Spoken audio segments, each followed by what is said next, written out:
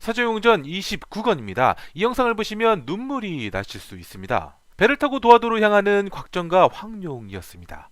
황룡은 도화도에 가까워질수록 알 수 없는 불안함이 밀려왔습니다. 도화도에 도착하자마자 황룡이 곽정에게 한 가지 부탁을 들어달라고 했습니다.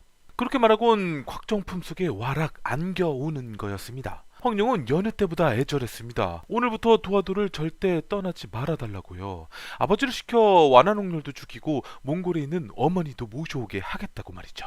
곽정은 난 이미 도화도에서 용화와 함께 살기로 약속했잖아. 아무 생각 없이 한 말 아니니 믿어도 좋아라고 말했습니다. 하지만 황룡은 두려움에 휩싸여 울음을 터뜨리며 말했습니다. 대사부님께서 절 죽이려던 모습을 떠올리면 막 가슴이 뛰어요. 그리고 언젠간 절 오빠가 꼭 죽일 것만 같아요. 하니 도화도에서 떠나지 않겠다고 약속해줘요. 라고 말이죠.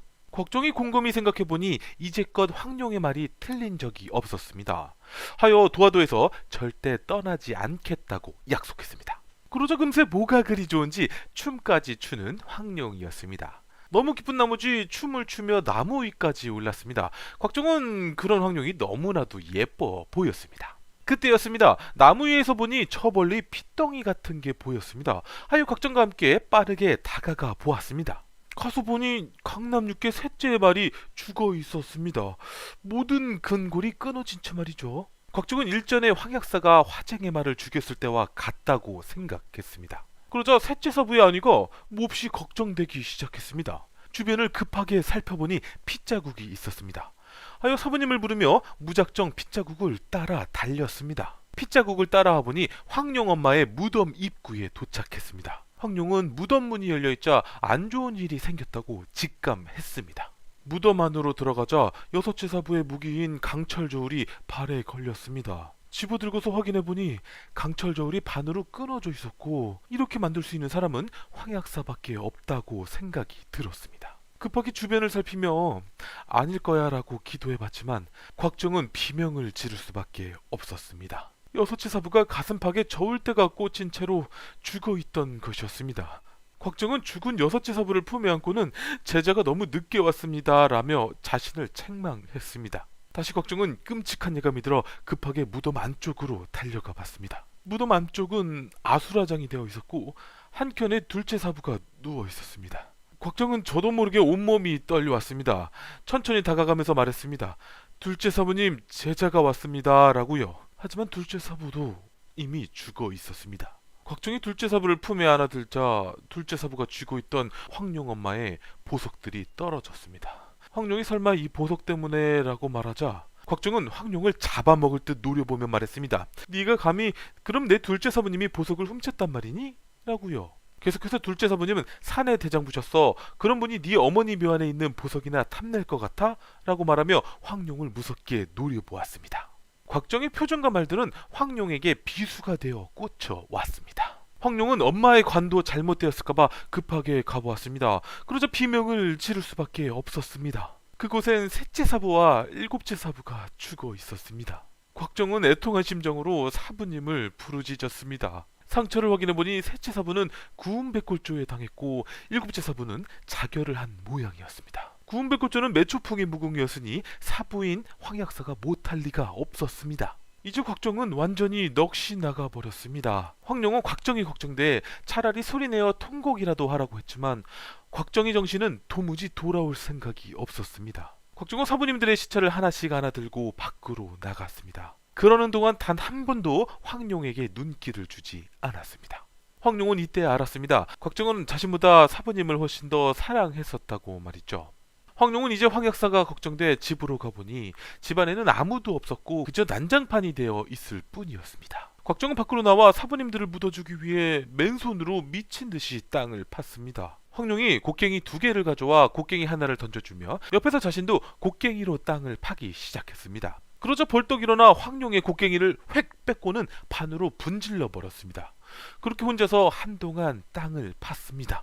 땅을 다 파고 사부님들의 시체에 절을 한번 올린 뒤 묻어주려고 했는데 둘째 사부의 품속에 황룡 엄마의 보석들이 보이자 다 끄집어내며 더러운 황약사의 보석들을 같이 묻히게 할 수 없다고 말했습니다. 둘째 사부가 손에 꼭 쥐고 있던 장신구마저 다 빼고 나니 이제 더는 없었습니다. 황룡은 이 장신구는 처음 보는 물건이라 유심히 살펴보았습니다. 곽정은 네 분의 사부님들을 땅에 묻어 주었습니다. 그리고 조심히 흙을 덮어주고는 봉분 앞에 가만히 서 있었습니다. 황룡이 저녁 식사를 챙겨와서 다시 와봤는데 곽정은 아까 서 있던 모습에서 꼼짝도 않고 그대로 서 있기만 했습니다. 황룡은 곽정이 너무나 걱정돼 조금이라도 식사를 하라고 하자 곽정은 난 굶어 죽어도 도와도 음식은 안 먹겠다고 했습니다. 다시 또 한동안을 곽정은 그렇게 가만히 서 있기만 했습니다. 그때였습니다. 어디선가 끔찍한 비명이 들려왔습니다.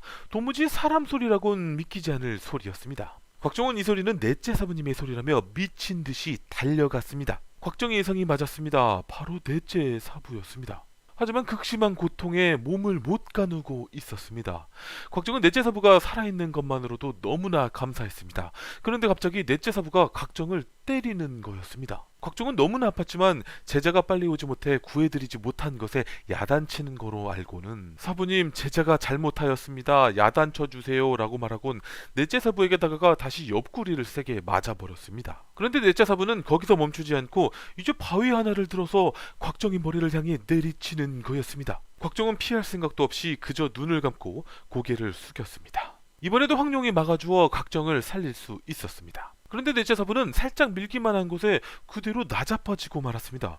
곽정은 황룡에게 감히 사부님께 뭐하는 거냐며 크게 소리쳤습니다. 황룡이 넷째 사부한테 천천히 다가가 살펴보았는데 넷째 사부가 황룡을 보며 씩 웃는 모습이 어딘가 사람 같아 보이지 않았습니다. 그러더니 황룡의 어깨죽지를 강하게 내리치는 거였습니다. 물론 황룡은 연의갑을 입고 있어 부상을 당하진 않았지만 여간 아픈 게 아니었습니다. 그리고 넷째 사부의 손은 연의갑에 찔려 피투성이가 되었습니다.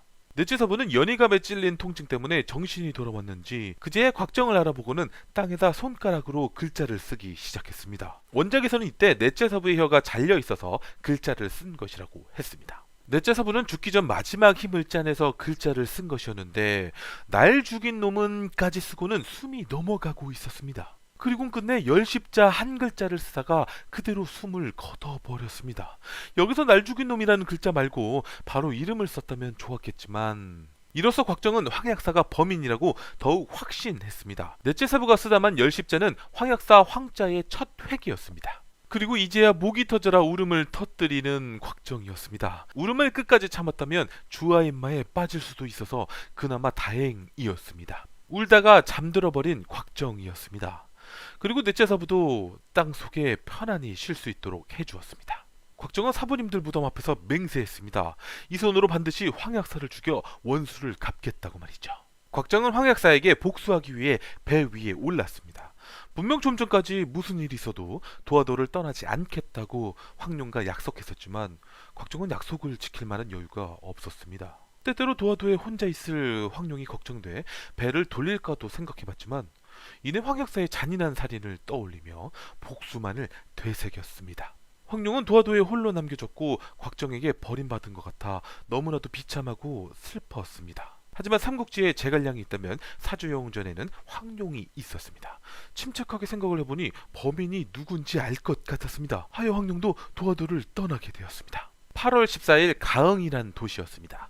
그리고 내일은 이곳에서 큰 싸움이 벌어질 날이었습니다. 이곳 한 술집에서 구척이가 술을 마시고 있었습니다. 그때 곽정이 올라와 구척이에게 절을 올리며 인사를 했습니다.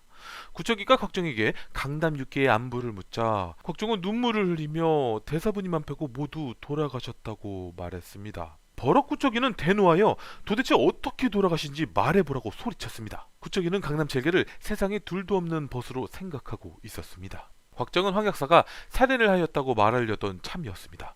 그런데 그때 황약사가 술집으로 올라오고 있었습니다. 곽정은 조금의 망설임 없이 자신의 모든 공력을 담은 장력을 황약사에게 날렸습니다. 황약사는 놀라긴 했지만 역시 오절답게 곽정의 장력을 피하면서 곽정을 그대로 밀쳐내버렸습니다. 그 바람에 곽정은 찻장 속으로 처박히고 말았습니다. 곽정은 즉시 몸을 일으켜 죽을 때까지 덤벼들 작정이었습니다. 그런데 이미 밖에서 구척이와 황약사의 싸움이 시작되었습니다. 구척이는 황약사에게 목숨 걸고 전진칠자와 빚을 청산해보자고 했고 황약사는 원한다면 그러겠다고 했습니다. 그나저나 구척이는 무림의 대선배인 황약사에게 예우가 전혀 없었습니다. 곽정도 황약사와 전진칠자의 싸움이 벌어진 곳으로 따라갔습니다. 마침 홍칠공도 있어서 같이 싸움을 구경하게 되었습니다. 역시 전진칠자 개개인의 힘으론 황약사와 겸상도 하기 힘들었기에 즉시 청강북두진을 펼쳤습니다. 그런데 얼마 전 전진칠자 중 한 명이 죽었는데 어떻게 청강북두진을? 바로 가진학이었습니다. 가진학과 윤지평이 한 몸처럼 움직이며 전진칠자의 빈자리를 채우고 있었던 것이었습니다. 역시 청강북두진의 위력은 대단했습니다. 천하의 황약사가 계속 피하기만 할 뿐이었습니다. 곽정은 가진학이 조금이라도 위험해질라 치면 즉시 달려나갈 생각이었습니다. 그때였습니다. 황약사의 반격이 시작되었습니다. 아무래도 가진학과 윤지평은 전진칠자를 대신하기엔 너무 부족했습니다. 그런데 황약사는 다시 손에 사정을 두기 시작했습니다. 이 광경을 본 홍칠공은 황약사가 일부러 봐주고 있다고 했습니다. 전진칠자의 청강북두진을 잘근잘근 씹어먹을 정도로 깨트려주기 위해서 일부러 천천히 싸우고 있다고 말이죠. 홍칠공은 역시 너의 장인은 대단한 사람이다 라고 말하자 곽정은 극대노하여 저자는 장인이 아니라 제 사부님을 죽인 원수라고 했습니다. 그 말에 홍칠공도 어지간히 놀라는 게 아니었습니다. 이제 본격적으로 황약사의 청강북두진 씹어먹기가 시작될 참이었습니다. 전진칠자들은 황약사에게 청강북두진의 약점을 들키지 않기 위해 황약사를 쫓아다니기 바빴습니다. 곽정도 위에서 황약사의 움직임을 보자 청강북두진의 약점이 무엇인지 알 것 같았습니다. 청강북두진의 약점은 바로 북극성 위치였습니다.